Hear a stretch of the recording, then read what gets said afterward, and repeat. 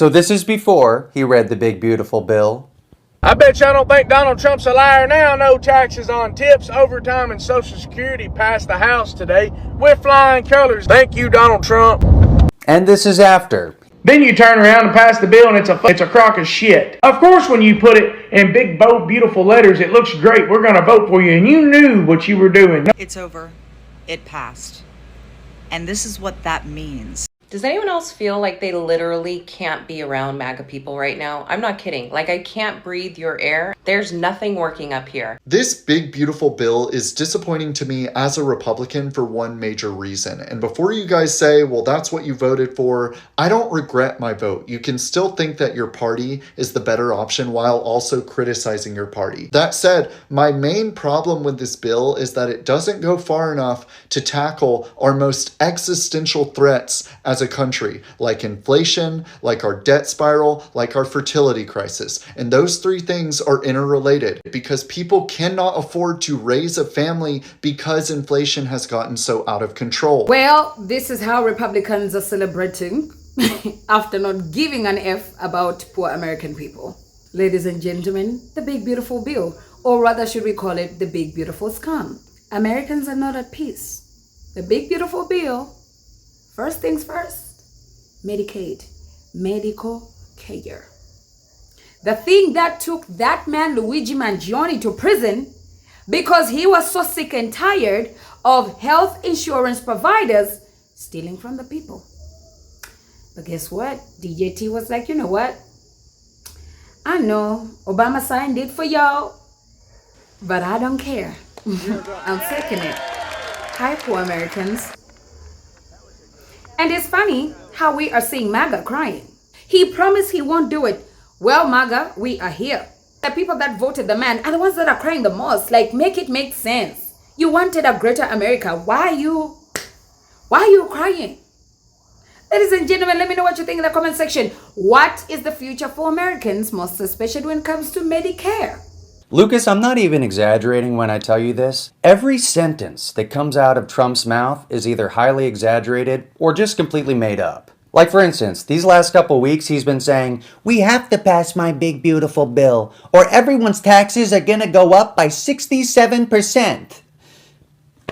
No, that's not at all what would have happened. He just makes shit up. And this is what we don't understand about you guys, Lucas, is you guys are over there being like, we can't trust the lying media. We can only trust this one man who never tells the truth. Why? Luke, I dare you guys to Google the things that Trump says out loud on any given day, and you will find out so quickly how full of shit he is. All right, Luke, sorry you had to find out the hard way, but it's an important lesson to learn in life. Enjoy your 4th of July over there, Luke, and make sure to spread the word on this, because it'd be great if Trump could stop scamming all of your friends and family, like as soon as possible. All right? It's a tax credit for the people that make a certain amount of money. Of course, when you put it in big, bold, beautiful letters, it looks great. We're going to vote for you. And you knew what you were doing. You were baiting people in saying, no taxes on overtime. You didn't give no fucking details. Your details that we read ain't worth a flying fuck. That bill, and I think Donald Trump's going to be great for the economy. It's only been 7 months. Give the man a chance. I get it, but the fucking bill wasn't worth a shit. A lot of shit went wrong in that bill because we were misled. And you say, well, no, we were misled because a lot of people go off what Donald Trump says. We're not going to go read the shit. Come here. It was an open fucking book test, dude. It was an open book test. And now the big, beautiful bill is what's going to finally do you in. Not the fact that he lied to you and told you he was going to end the war in Ukraine in 24 hours. The fact that he was going to bring global world peace. No. Was it the fact that he was going to have the largest mass deportations on a scale and is still far behind both Biden and Obama? No. It wasn't any of that. It was the fact that he promised you no tax on overtime and tips. And you fell for it. And that's what stole the vote. Instead of voting for the people, or women I should say, that were both way overqualified for the position, not only over Donald Trump, but over any other candidate that actually was running there. Well, they passed the bill, just like we knew they would. And I just have to take a moment to say I have spent my entire life listening to every single Republican I know in my extended family, in my community, and in my many red state workplaces complain that the national debt would be our undoing. And through gritted teeth, they seemed to lament that we would have to come after entitlement programs if we wanted to save ourselves. Because yes, it is true that Medicaid, Medicare, and Social Security make up over half of our federal spending. And even though these programs pay for themselves through a healthy and secure society, the kinds of people who can artificially reduce health and happiness to line items on a budget cannot resist the urge to circle those alleged costs as targets for cuts. Like the clueless and ignorant CEO who thinks he can cut pay and benefits without reducing employee happiness or productivity. These people actually believe that federal revenue won't be harmed by ripping healthcare and food support away from 10 to 15 million workers and consumers. And now here we are after 50 fucking years of listening to them cry about how expensive it is to take care of our citizens. They get their wish and they cut $1 trillion fucking dollars from Medicaid. Also, they can put those entitlement cuts toward the national debt, right? Right? Fuck no. They took $1 trillion worth of food and healthcare from poor people, and they borrowed another $2.3 trillion on top of that. And they gave it all to the ultra wealthy through tax cuts. Same wealthy people who over that exact same 50 years of crying saw their income increase by as much as 420%, while the rest of us broke even at best or backslid into poverty at worst. Fact is, across every single facet of life, religion, politics, economics, culture, and crime, the Republican Party you know today is nothing more than the party of debt, poverty, cruelty, and above all else, hypocrisy. Enough to tackle our most existential threats as a country, like inflation, like our debt spiral, like our fertility crisis. And those three things are interrelated because people cannot afford to raise a family because inflation has gotten so out of control.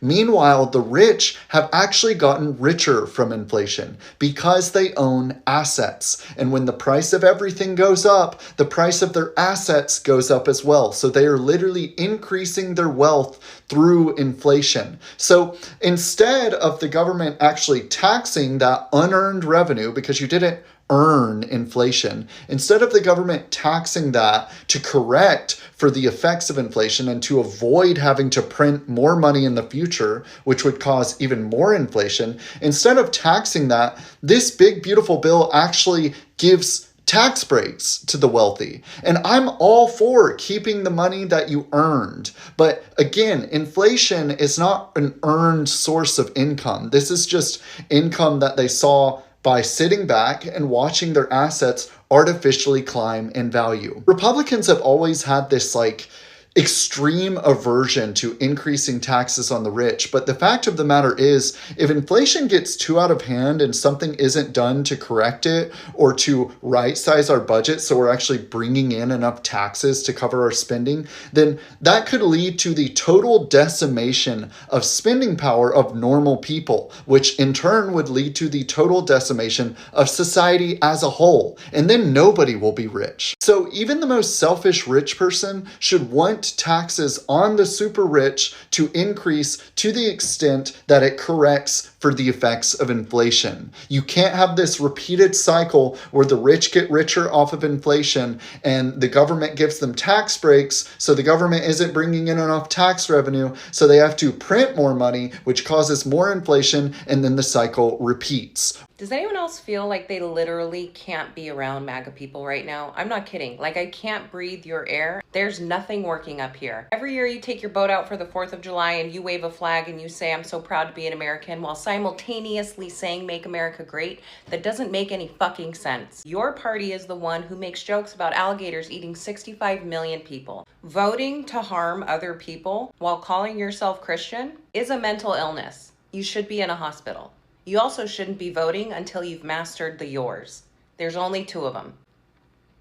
I know you think you believe in Jesus and heaven and hell, but clearly you don't. Because when you get to the pearly gates and Jesus says, did you say anything about Laura Loomer and her comment about the alligators in Alcatraz? And you say no, he's going to say, I'm going to need you down there with P. Diddy, okay? It's over. It passed. And this is what that means for so many Americans. Billions of dollars cut from Medicaid, which affects millions of Americans. The poorest of the poor people in this country are going to lose their health care, be unable to feed themselves, And this is what people wanted. And the richest people in this country will get a tax cut. So if you're not upset, then I'm confused. If this is what you want, I think you need to take a much deeper look at who you are and what you stand for, because this is devastating to so many people in this country. You are often one step away from needing assistance. One step.